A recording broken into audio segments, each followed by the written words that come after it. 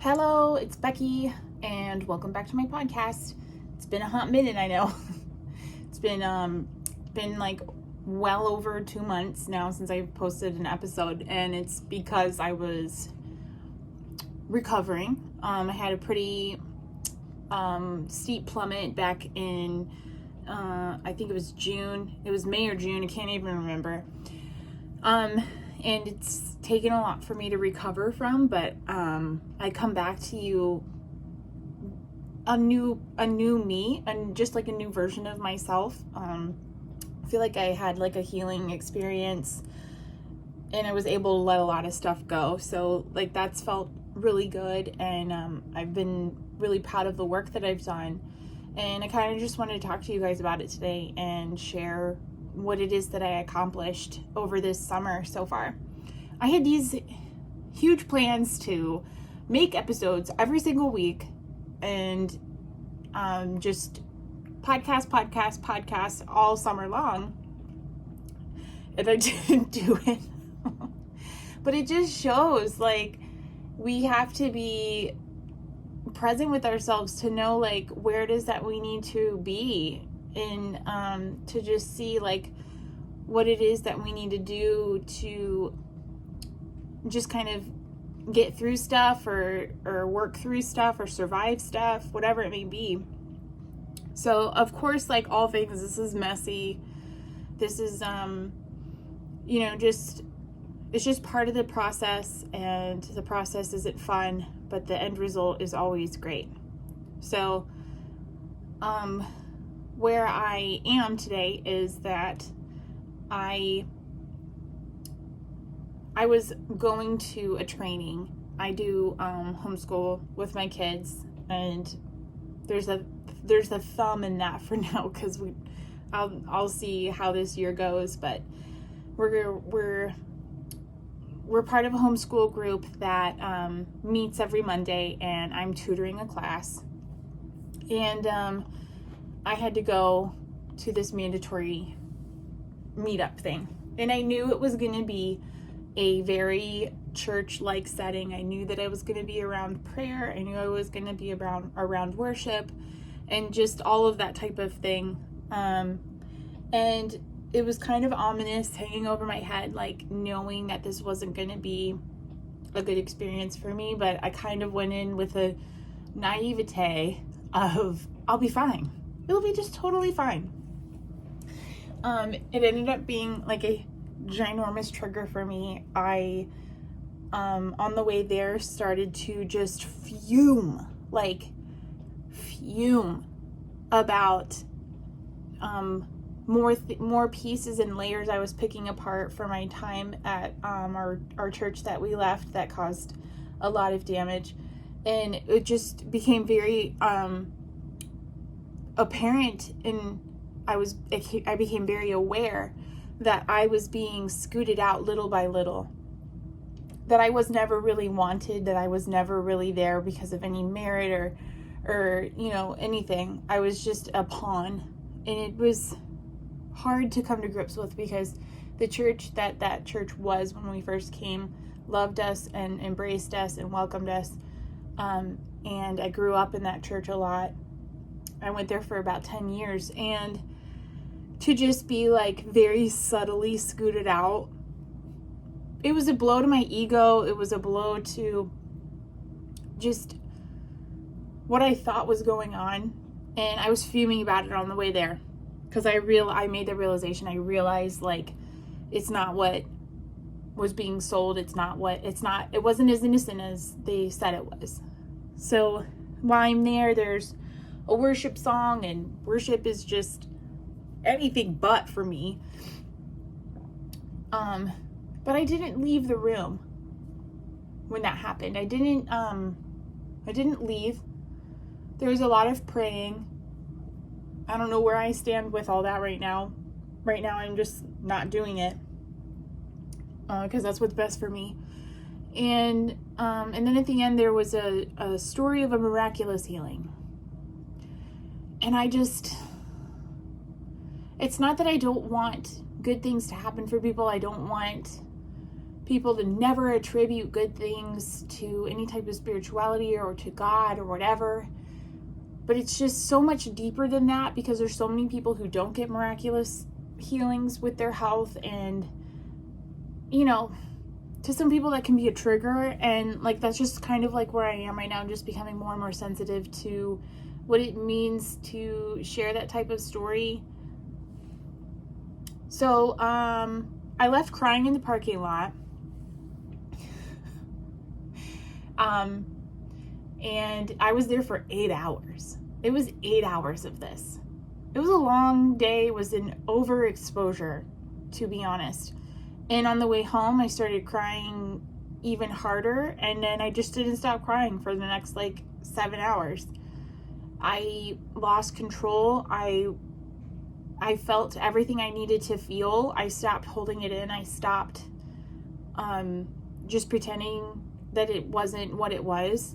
I finally faced it, and I was like, this was gross. And my time there at that church was harmful, and I'm extremely hurt from it. And to just kind of come to terms with that, and to just acknowledge it, and to mourn it. The main thing was that it was a wave of grief that hit me. And I always think that when those waves hit me, that there's something wrong with me, that I'm broken, I'm falling apart. So I asked my therapist for a special session with me for that week. I was like, I'm having a hard time dealing with this. I'm having a crisis. And she made time for me, and we talked things through, and we had a good session. It was a great time for me to unfold a lot. And the following week, I was able to go see my therapist in person that week, and it ended up being the week from hell. My husband was gone. My kids were at a camp, and my kids hated the camp. We ended up at the ER on Tuesday night with my oldest kid, who got face pain in her eye, and it was swollen shut and bruising, and we were in the ER all night, and it just derailed the whole week. Because then they got RSV, my kids had fevers. But because on Tuesday, right before the shit hit the fan, I had a breakthrough, because over the weekend, in between my special session with her and the in-person session, which was, special session was Friday, in-person session was Tuesday. In between that, I found my pastor's TikTok. Oh, he's not my pastor. He's my ex-douchebag pastor. I found his TikTok, and I sat with it for a little bit, and I was like, am I going to watch these? Am I doing this? And I did it. I did it, and there have been times, I feel like there's a lot of times where when you leave the church and you lose all that community, and you lose stuff that you loved and the friendships you had, that it's kind of like a breakup. So I felt like I was looking at, in the past, when I've looked at an ex-boyfriend's social media, I've always felt sick to my stomach, and you know how that is. So I was really worried I was going to do that, and I felt like this might have been toxic for me to do, but I was like, no, go look. Go look at them. Go stare at him in the face. And I did. And I did that. When I did, I saw a human being. I saw a man without all these powers, and without all of this, without all of the credit I had been giving him. I was looking at somebody who was just a normal person. And I realized I'm giving him so much power over me, and so much more credit than this dude actually deserves, which is, he deserves nothing. Nothing. And I was able to release it. I was able to hand him back his humanity and say, you're just a dude. Sayonara. I'm moving on with my life. I've been having repeated nightmares about these people. Just like the nightmares are just so upsetting. I have had one dream since then, and it wasn't a nightmare. It was just annoying. But in the dream that I've had since then, it was just like, dude, you're dumb, bye. So it's like I've had this whole ability to like take my power back, and it has felt so freeing. So then we go back to the special session, or not the special session, the session I had on Tuesday in person with my therapist. That night I'm in the ER all night long. The following day, my kid gets the fever. The following day, my other kid gets the fever. They both have fevers. My husband's gone. I'm doing this all by myself. I handled it great. I didn't lose my shit. I didn't scream at my kids. I was able to gently parent them through everything. I made sure I took care of myself. I made sure I checked in with myself because I was like, this is rough. This is hard work. I asked for help from people, and it just was a humongous, like, arrow pointing to a healing moment of saying, look at what you're doing. Look at how far you've come. Be proud of yourself. You're able to show up and be present for your children, which is my number one thing that I really, really want. I was able to prioritize and take care of stuff and also throw stuff off the table. And then at the end of the week, after all the fevers were gone and my husband wasn't home yet, I went and bought 2 kitties because I was like, I don't care. I need some cats. So I bought these 2 kitties, and everybody loves them, and they brought us so much joy.